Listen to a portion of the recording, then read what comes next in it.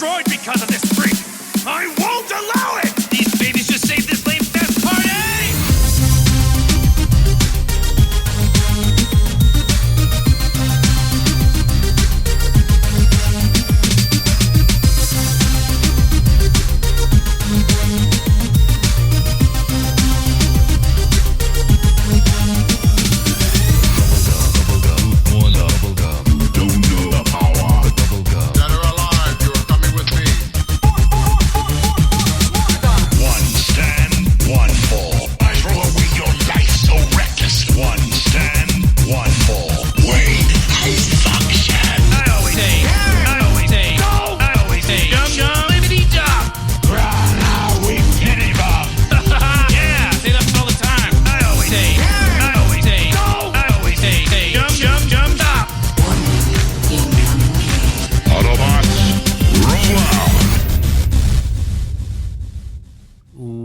Welcome to a new episode of This Week in Geek. Birdman thought he was going to be back, but he's still having some trouble at home.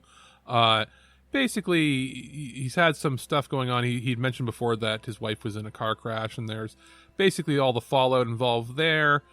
She's fine, physically, but then, you got to deal with a lot of crap insurance-wise and all that junk.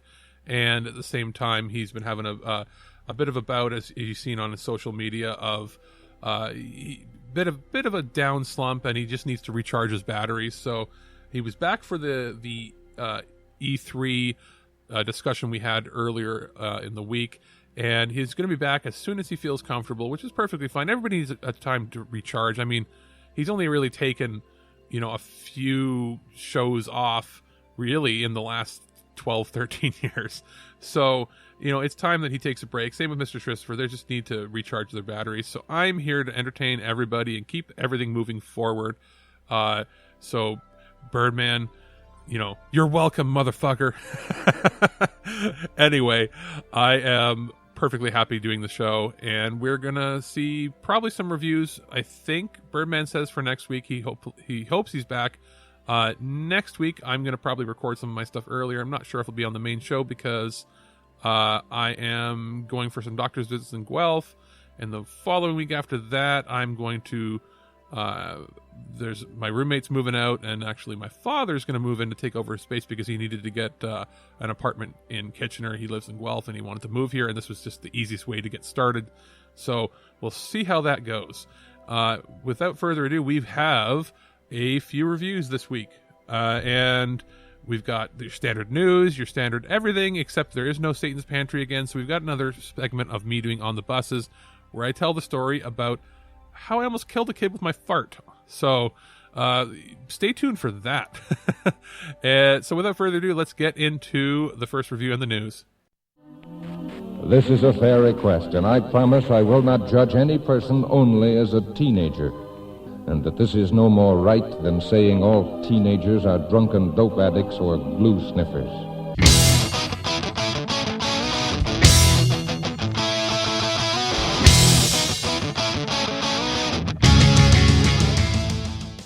All right, citizens, are you ready to save space? Well, we finally have a sequel to Citizens of Earth, and that is Citizens of Space, brought to us by SEGA. I had a chance to review it early before it came out, and I had a pretty good time.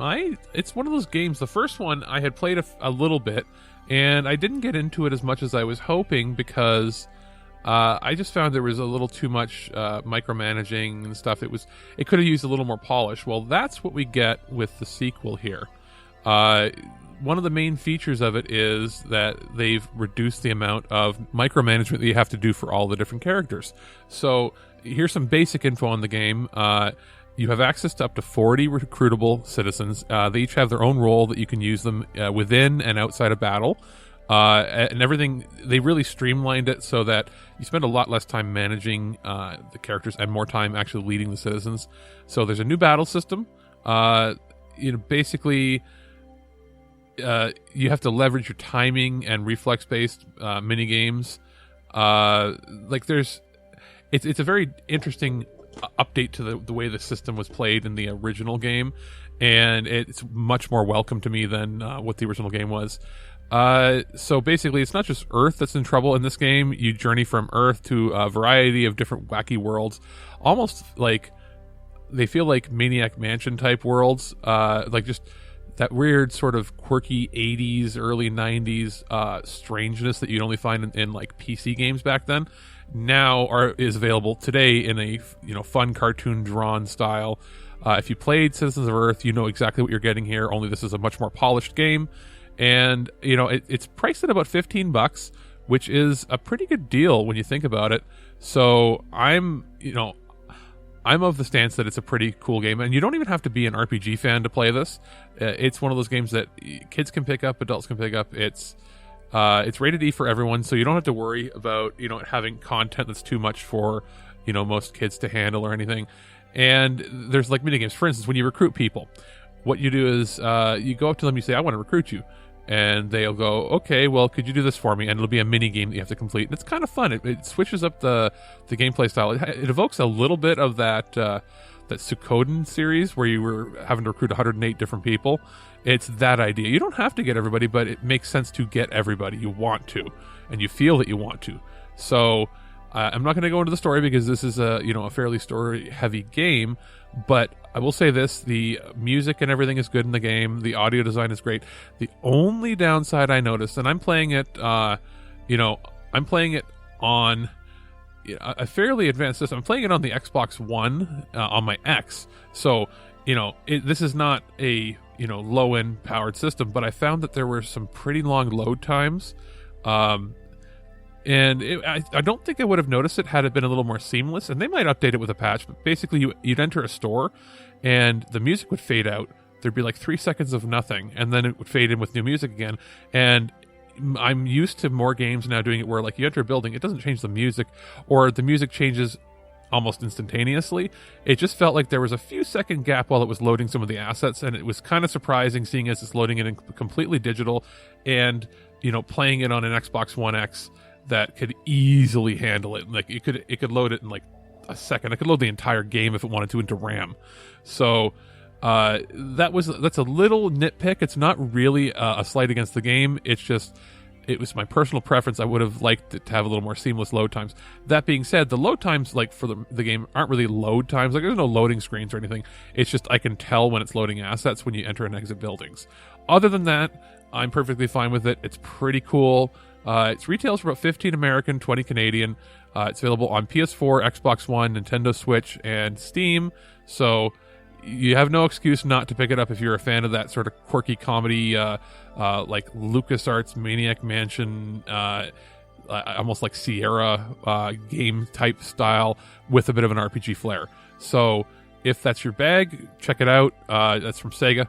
And if you're on the fence about it, check it out on YouTube. Need a new weapon in your battle against evil? Check out LibrisArcana.com for Canada's premier RPG dice subscription service. For only $7.97 Canadian with free shipping. You can get a new complete set of role-playing dice from D4s to D20s delivered straight to your door. Dice themes are new each month and can be anything your mind can imagine and beyond. Visit LibrisArcana.com and subscribe for only $7.97 Canadian with free shipping and be prepared to open up new worlds of adventure. News on the march!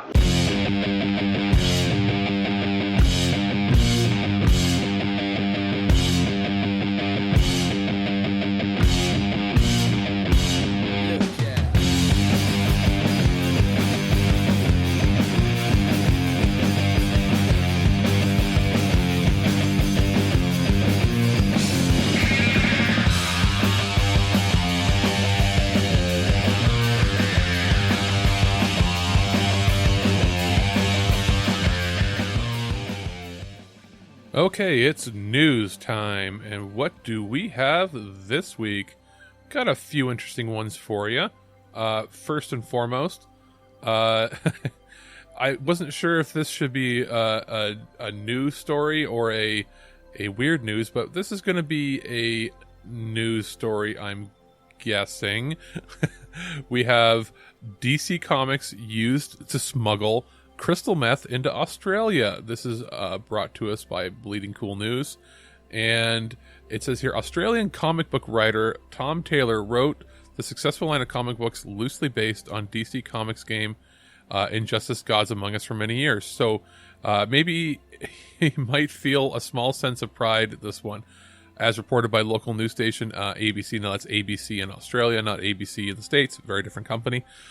Police have shut down a drug smuggling operation that used hollowed out comic books to hide bags of crystal meth from the authorities, including copies of Injustice Gods Among Us, he had written. The comic may have been previously best known for featuring the Joker, and they go into a little bit of history here. But the police have raided 9 properties and charged 10 people, saying that the drugs are believed to have been coming from to Australia from Southern California. They seized 3 kilos of crystal meth and believed to have smuggled $700,000 worth of drugs through the mail order of comics. The state that they have been working with authorities to take similar action in the U.S. That's crazy. So basically they would take the comic books and then open them up, dump crystal meth in them, and then tape the comics shut and ship them in a box flattened out, which is kind of crazy. So I guess, somebody might have been wondering why they wanted so many of these comics over there, but that's interesting. Crystal meth comics, sure. Now, moving on to a decidedly less crystal methy story, we have UPS's new trucks look straight out of a Pixar movie. That's from the New York Post, and they really do. The brand new UPS trucks look like something you'd see out of an Apple catalog for, what they would do with an Apple car in the future. It is still the UPS brown. The wheels almost look like 1940s style, and they are super rounded. It's hard to describe. Completely rounded glass on the front, rounded bumper. It looks like it's molded out of 1 or 2 pieces of plastic. It looks like a plastic car, yet it's not. So it says here, it's no secret that the UPS is keenly interested in upgrading their fleet of trucks to more environmentally friendly models. As a quick example, UPS just a few months ago agreed to purchase 125 Tesla semi-trucks, which is what they are, they're Tesla semi-trucks. It says that taking things a step further, the UPS earlier Friday announced plan to deploy a fleet of all-electric delivery trucks with a design that looks to be lifted right out of a Pixar movie. It looks like a toy you might find in a Happy Meal. The delivery trucks themselves will be sourced from Arrival, a British designer and manufacturer of electric vehicles, and will be deployed on a trial basis in London and Paris.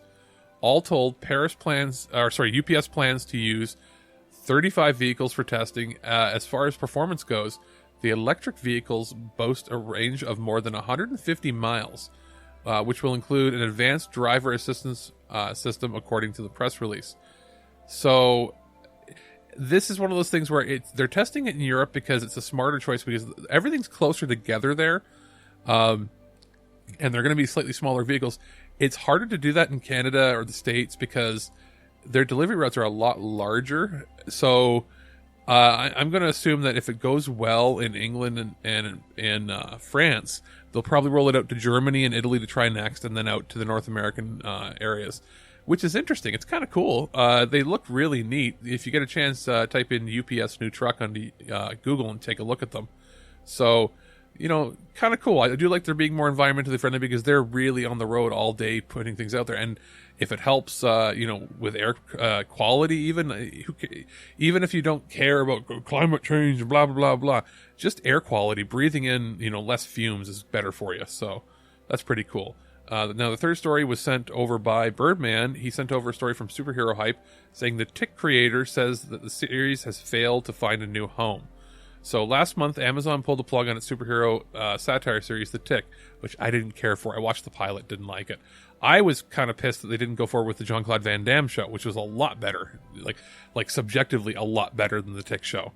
And subjectively and objectively, I would say pretty much anybody would have said that show was better.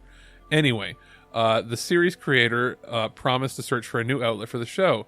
Since the series was produced by Sony Pictures TV rather than Amazon, there was still a chance to save it. Unfortunately, it appears that the efforts to save the show have fallen short. Via Entertainment Weekly, he announced that The Tick will not be getting a reprieve from its cancellation. We will look for other opportunities to continue the story with the cast, noted him in the future, but the current series, I'm afraid, must be coming to an end. please continue to choose to love and hope for the series. I don't know. I wasn't a big fan. I know Birdman liked it. It does show that, Amazon, these streaming networks, they're canceling shows left and right faster than you'd expect. Used to be they were the safe haven for content, but now that so many shows and things are being created and clamored for, they're canceling ones that they're getting more and more into the way that networks cancel shows, and that if it's not immediately successful, it's gone. And they can tell if it's immediately successful or not based on dropping all the episodes at once. So it's too bad for fans of the tick. I'm not really bothered by it myself. I hope that Amazon gets more cool new shows. It is too bad that Sony couldn't find a home for it on, I don't know, even one of the channels they own, either on a cable network or even a satellite, or even, they could have thrown it on the PlayStation like they did with Powers or something. But that's too bad. So that's going to be pretty much it right now for the news. We're going to go away and come back with a review, and then we'll be back with the weird news right here on ThisWeekInGeek.net. Basically using geeks. Leave me alone, geek boy. Holy shit, you geeks are badass.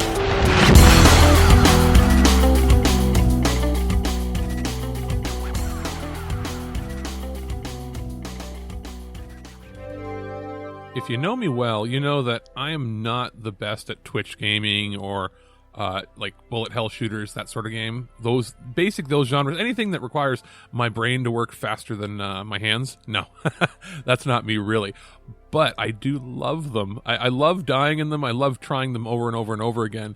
And that brings me to the new game that I had a chance to review, which is Rolling Gunner. It's brought to us by Mebius and our friends at Mastiff Games, and I had an opportunity to check it out before its release, just shortly after it was announced at E3, and it's for the Nintendo Switch. It's a side-scrolling bullet hell shooter, and normally I would go, oh no, how am I going to review this? I can't complete these games. But I went, I'm intrigued, let me try it out. So I downloaded the game, installed it, and started it up, and was pleasantly surprised that there are a ton of configuration options to make it easy for people like myself that can't do it normally. So, there's multiple difficulty levels. You can then customize the amount of lives you have.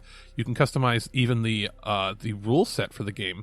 So, for instance, you can give yourself options to get more bonus hits in, take less hits or less bullets. Bullets will do less damage because it's usually a one-hit kill here. Well, sometimes you can pass through some of the bullets depending on the difficulty level you have it set on. You can actually set the courses, like with the different ships you have. You can individually set the difficulties for them. So I played it on super duper easy to see the whole game, and yes, I died still a whole bunch of times because I'm terrible. But I enjoyed it. It has a really good soundtrack. And as far as the visuals go, it's one of the better bullet hell shooters I've seen. A lot of times they rely on just having lower graphics because they have to have so many things on the screen at once. But I never encountered really any slowdown with it at all. And I was playing it, to note, mostly in the docked position with the Switch and my Pro Controller. I did pick it up to play it portable, and it didn't seem to slow down at all. So it obviously scales very well depending on if it's docked or in portable mode. So that's pretty sweet. As far as a pick up and play game goes, you can pick it up and just play a few levels and get your kicks off with it. So it's pretty cool. As far as key features of the game, here's what it comes with. There's 6 stages, and then there's little cutscenes in between of when you beat a level, sort of showing what's happening next. There's 3 different stork ships to pilot, each with unique abilities and firing patterns. It's very standard for that sort of style of genre. You got your fast ship, you got your attack ship, and you got your balance ship. I chose the balance one to see where it is. Again, like I said, there's different difficulty levels you can do. You can save your replays. So saving replay means that you can actually rewatch your entire playthrough if you really wanted to, which is kind of neat. There is a really good soundtrack. It's composed by Costio, which composed the Space Invaders Extreme and Groove Coaster. It really is. I had it with headphones on. I had it with my my speakers on, and when I had the speakers on, I had to turn my subwoofer down because it was going boom, boom, boom, boom. But it sounds fantastic. There's cutscenes that, are are pretty good. You know, it's not like full, you know, voice acted cutscenes, but it does show off, you know, more of what's happening in the world, which is neat. There is a risk versus reward point system, which means to get on, like, there's like worldwide leaderboards. To get on them, the harder the difficulty set, the, you know, longer you go without using your bombs and special moves, the higher the bonuses you're going to get are. So, for instance, if you let a lot of bullets go on screen without using your bomb or without activating your special power right away, when you activate it, you'll get significantly, like, exponentially larger points. So that's pretty cool. As far as, you know, any other gameplay mode in that, it's pretty straightforward. It's basically like playing in arcade mode, but there's, again, multiple paths. You can take multiple difficulties. So that's pretty cool. And I'll give you a bit of the background of the game here. There's a bit of a description here. The year is 2061, and nearly 3 decades have passed since the new metallic element Busterium was discovered by the Lerman Matsunaga Corporation at the bottom of the Pacific Ocean. Utilizing this new alloy, Lerman Matsunaga developed a new clean energy engine called the Buster engine, which was globally adopted and quickly replaces fossil fuel and nuclear-based engines. With nearly all of the world's engines now being centrally powered and controlled by a fully automated computer system called BAC, the unthinkable has happened. BAC has gained intelligence, of course it has, and has turned against humanity. With humanity on the verge of extinction, a secret internal division of Lerman Matsunaga had the foresight to design a special weapon against BAC, the rolling gun, operated and controlled by via brain implant. Humanity's fate now rests in the hands of the courageous RF-42R Stork pilot, who must set out to destroy BAC at the old Lerman Matsunaga building, which has been turned into a near impenetrable BAC fort. This is the last hope of humankind, and now the final hope takes flight. So I love when they put these little storylines in there, because it's pretty simple. You get in, you start shooting, blow up everything on the screen. It's super fun. It's worth checking out, and it's not going to be something that is, you know, crazily expensive or anything that you have to worry about. It's a title that it's retailing in the US for $19.99, so it's actually a pretty good deal. Canada, it's going to be about $25 to $30, depending on you know, what Nintendo sets the price at, but you know you'll probably initially get it for a little cheaper. So for $20, I'd say it's totally worth it. And I'm not somebody who's good at these bullet hell shooters, but I still had a fun time.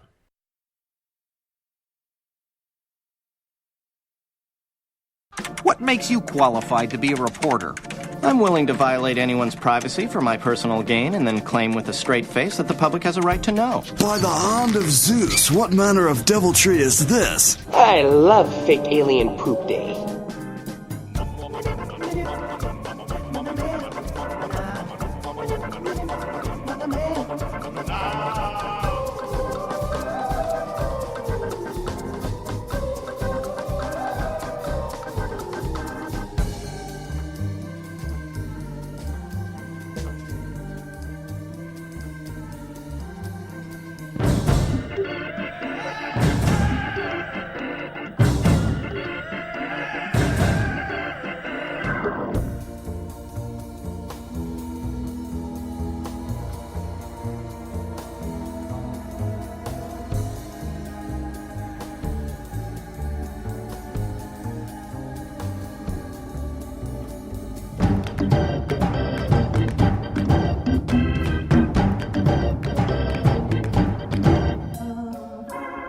And it's time for the weird news.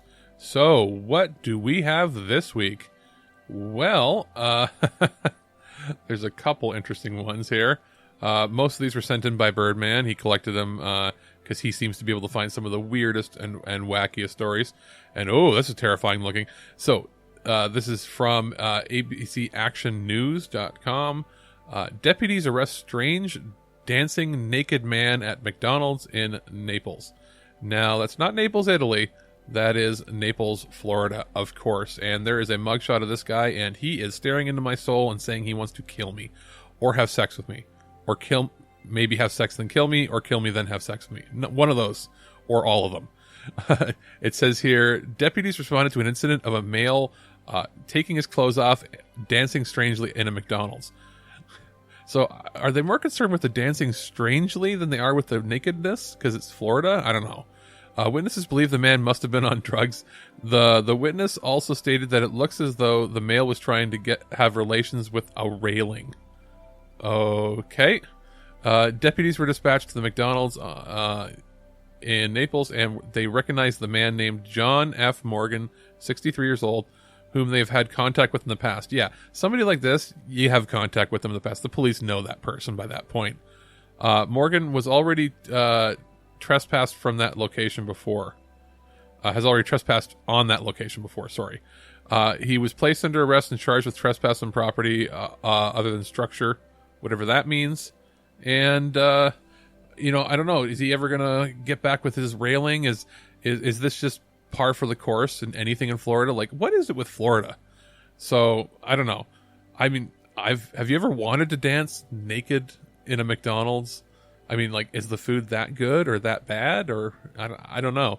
Like, I can see myself doing that at, like, Fast Eddie's here, because I love that place, but I can't see myself doing that with a McDonald's. But, I mean, I guess to each their own. Please stop staring at me, crazy man. I can't look at that picture anymore. So, we have another Florida man. This is from clickorlando.com. Florida man steals pool floats for sex, and I'm going to say this in quotes, instead of raping women, police say. He was stopped carrying a white garbage bag filled with pool toys. Oh, that's another terrifying picture. Oh, good God. Okay. Yeah, that's not right. A Florida man has been arrested and charged after the Palm Bay Police Department said he stole police floats for sex instead of raping women. They stopped Christopher, whatever his name is. I can't really pronounce the last name. He's 35, on his bike around 1:25 a.m. As a suspicious person. Ugh. According to officials, in the past 7 months, the city of Palm Bay has been plagued with burglaries in which the suspect cuts the screen and enters the victim's back pool area, stealing only pool floats. There have been 13 reports made at this time. The victims stated that they had been robbed several times by him, but only reported the burglary after the second or third time it happened. He spoke with authorities and said he went into the backyard pool area because he was able to see the floats from the road. He added that he had stolen several pool floats from multiple locations and would occasionally have to cut the screen to get inside. He drove officers to a vacant house where he keeps his pool floats. Officials say there were approximately 75 floats inside, including ones the victims had described. He told authorities that he sexually gratifies himself with the pool floats instead of raping women. That's your choices? Rape or pool sex? Like, what? I mean, I guess do what you want to do with your toys, but that's your excuse? That's like one of the worst excuses I've ever heard in my life. The victim in this case chose to pursue charges and stated that she had believed the burglary victim on 2 other occasions. She told officials that her screen was cut in order to open the lock she had secured the night before. He is charged with occupying residential burglary, petite theft, that's weird, and criminal mischief. His bond set at $500. You know, for $500, he could have bought all the pool floats he wanted to and just had sex with them, or, I don't know, get a blow-up doll, but apparently he doesn't want that. He wants, like, pink flamingo blow-up things. So, sure, he looks terrifying, though. Absolutely terrifying in that picture. If you're going to have a mugshot, that's the mugshot you want. Anyway, moving along, I think we're finally leaving Florida, and we're going to Canada for CTV News. So CTV News says, electric shock wristband claims to zap bad habits away. Okay. Most fitness trackers sit politely on your wrist, but Pavlok doesn't play nice. You might call it Fitbit's evil twin brother or bad cop to Apple Watch's good cop.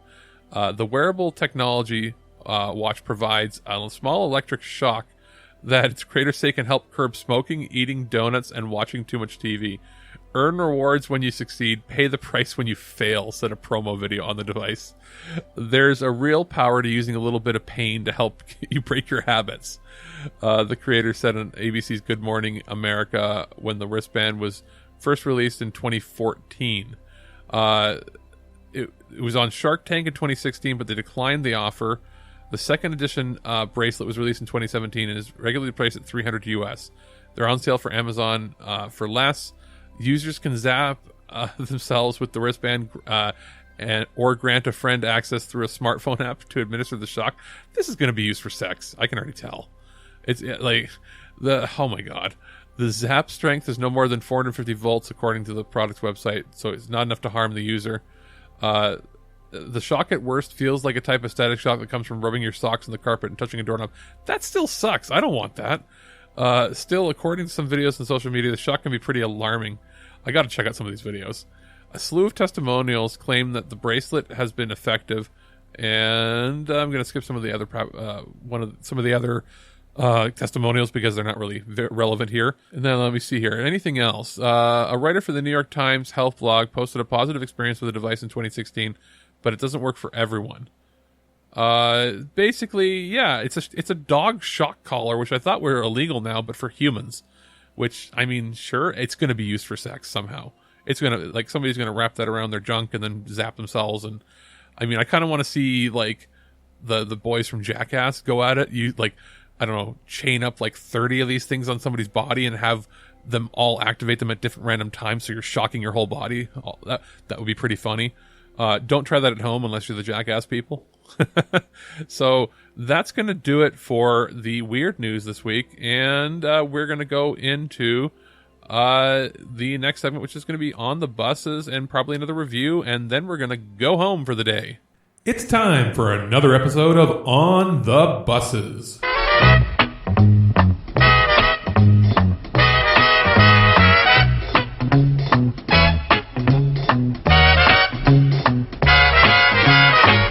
For this edition of On the Buses, I'm going to finally tell the story about how I almost killed a kid on the bus with my farts. So, I was not feeling so good one day coming home from work, and it was raining out, and I just had a bad stomach ache. And I'm standing on the bus, and there's nowhere to sit, and this lady gets on with her kid, who's like maybe 3 feet tall, if that, like basically like 4 years old, something like that, 3 or 4. And he's standing behind me, and I feel like, oh man, I gotta poop. I'm gonna have diarrhea or something. So we hit a bump, and I fall forward, hit my stomach on the front guardrail where I'm standing. I'm standing near the door at the back of the bus, and that immediately makes me fart. And to my surprise, it was not a loud fart. It was just all silent. And we're talking like, but a lot of air, like whoosh, like a lot of air.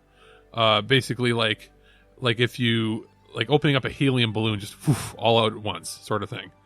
And I went, oh, I'm safe. And then I hear coughing, and I hear like panic attack coughing, like can't breathe coughing. And I look back, and the kid was right behind me. I had farted right into his nose and mouth. And it had gone right up in there, like all up in there, all that fart, all the smell, everything went straight up into him and didn't go to anybody else. Like I funneled it right into his face. And I am trying to hold back the laughter already. And this kid is coughing, panicking. The mom is going, "Oh my God, honey." And she's pulling out his puffer, and she's trying to give him an inhaler and puffer. And I'm actually laughing at this point. And people are looking, and she turns to me, and she's so mean. She doesn't know what I did, but she's going, "How dare you laugh at my son? He has horrible asthma," and all this. And that makes me start crying laughing so hard, because I triggered this kid's panic attack, and his throat closed up because his asthma, because I farted in his face. And I am literally laughing so hard, and she's calling me, "I'm horrible," and she's going to pull out her phone to record me. This is like all this horrible shit. This is years ago, though. And I pull up the bus stop thing. I get off the bus a good 3 or 4 stops early and continue to walk because I'm laughing so hard at this kid that I almost killed with my fart. My fart triggered like a horrible, like, throat closing up asthma attack on him. And the mother never knows. He might have said something. I don't know. He's a toddler, but I, again, could not stop laughing at it. That the power of my farts are so intense that they can almost kill a small child. So that's that fart story. I don't know if I ever saw the kid or the mother again, but if I did, they probably would have been giving me real dirty looks. But yeah, basically the hot, foul air that comes out of my backside can almost destroy small children. You know, beware. Do you have any hobbies? I collect spores, molds, and fungus. Hold that thought. It's crapper time.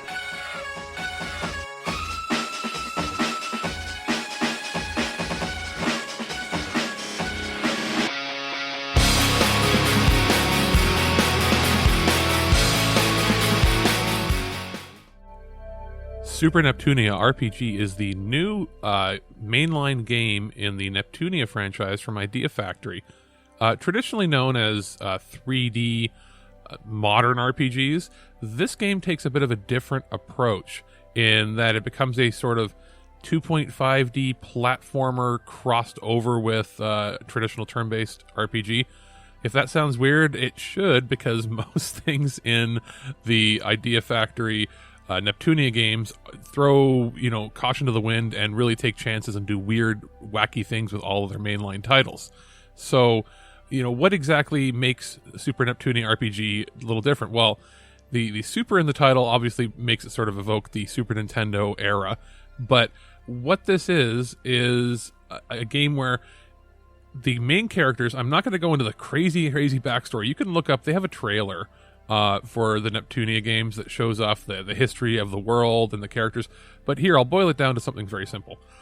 Each of the characters in the game are based on real-world, I guess, consoles. So they're basically avatars for the game industry.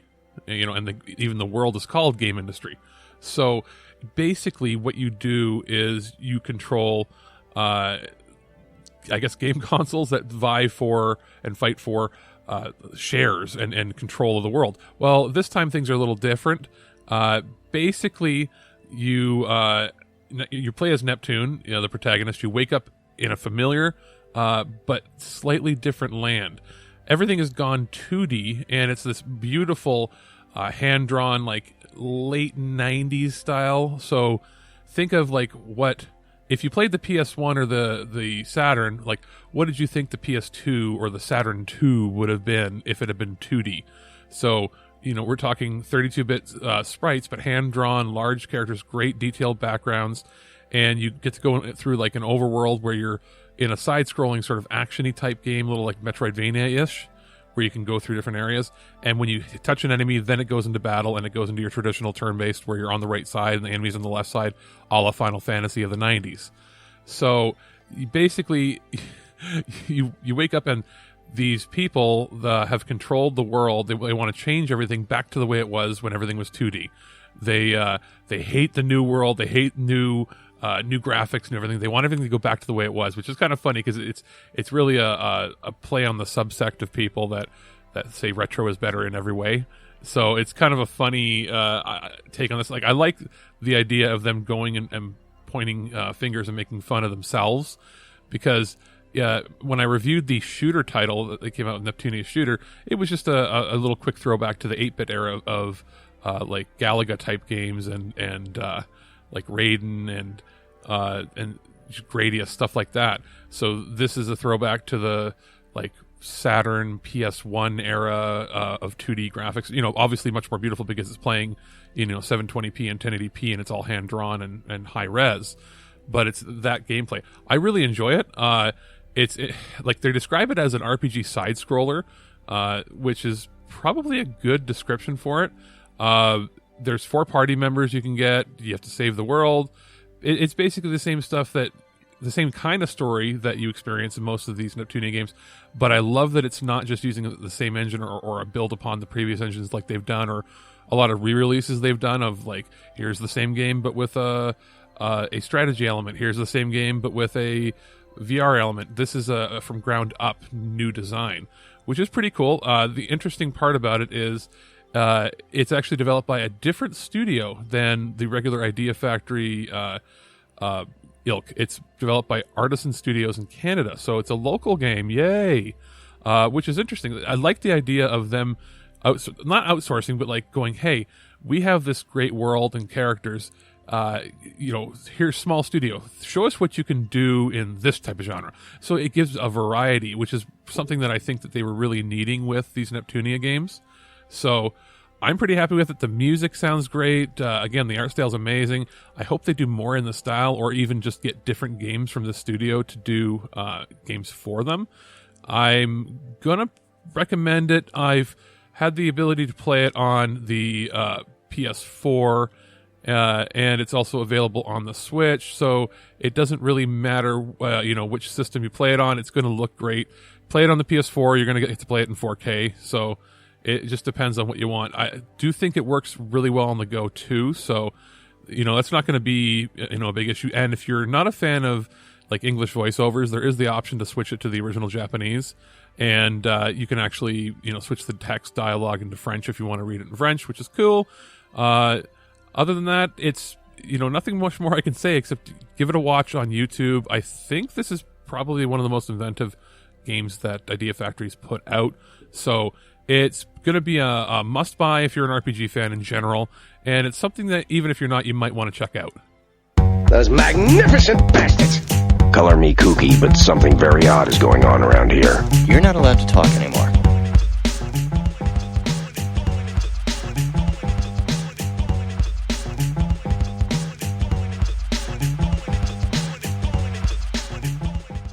And that is just about it for This Week in Geek. And what do we have coming up?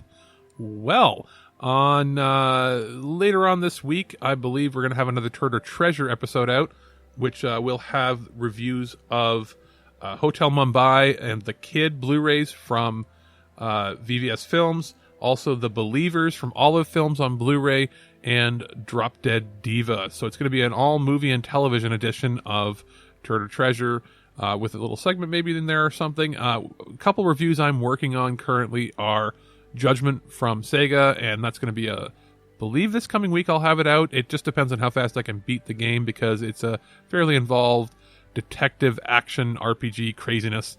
I also have Bloodstained Ritual of the Night to review, which just came out as of the recording I'm doing right now. I've got my review copy, and so we'll be digging into that. Obviously, more stuff coming in the mail that we're not quite sure yet. I know Birdman said he's working on a few titles, so I think he's working on some RPG reviews and a couple things. So it all depends on what he gets out. And this coming Saturday, I will be recording a show with the Terrible Warriors, the Cambridge Chronicles, and we're going to be doing it over, I believe, Discord and Twitch. So we're going to be trying something new. And we'll see how that goes. We're going to be rolling up our characters for the next game. So check out Terrible Warriors and Cambridge Chronicles, Dice Chronicles on Twitter for more information. So we will basically on all platforms we'll be talking about that, tweeting it out. Check us out on Facebook. So it's going to be interesting to see how that goes as we move into I guess a new realm for us, which will be some video streaming. And I'm going to take part in that, roll up a character. I'm going to do it basically from scratch and see where it goes. It'll be pretty fun. And the plan is, I believe, to do it bi-weekly, basically a couple times a month, record an hour on Saturday nights. And, you can come check us out, watch us live, and it'll be pretty fun. It'll be something to, get back into the groove of playing RPG games again. So I'm looking forward to it. So it's going to be a hectic next week or two as things go on behind the scenes here, home stuff as well as stuff for the show and for Cambridge Chronicles and the Terrible Warriors. So it's going to be very interesting. So, until then, I'm going to say, what is it? Live free or die hard, Mike says, or some other crap. All right. Talk to everybody later. Okay, son. Now you're starting to scare the viewers. Just act normal. I'd ask you to do the same, but I'm afraid that ship has sailed. Why are there so many ostriches? But you have a game that is dipped in ropey, thick window cocking. So guys, we'll be right back right here on This Week in Geek, only on ThisWeekInGeek.net and many other sites where I syndicate this crap, because I'm a media slut. I like turtles. Loose like your mom. That's right. No fisting, you say. Anything else you object to? Me likey tater tots. You've been listening to This Week in Geek. Check out our website at ThisWeekInGeek.net for more geek content, and subscribe to our podcast through iTunes or any podcatcher. If you'd like to comment on this episode, head to this episode post on ThisWeekInGeek.net and comment through Facebook Connect. Or you can call our voicemail line at 817-717-7202. Follow and message us on Twitter at ThisWeekInGeek. And check out our Instagram at TWIG_official_podcast. And if you're the good old-fashioned email type, send us an email at feedback@thisweekingeek.net. We'll see you next time. And remember, lower your shields and surrender your listenership. You said that you will deal with our country's immigrants and enemies by personally f***ing them all to death. How do you plan to actually achieve that? Well, Matt, I don't think I said I would f*** them all to death. Okay, well, let's roll the tape on that. Oh, sure, okay. Well, there's only one immigration policy that I believe in, and that's f*** them all to death.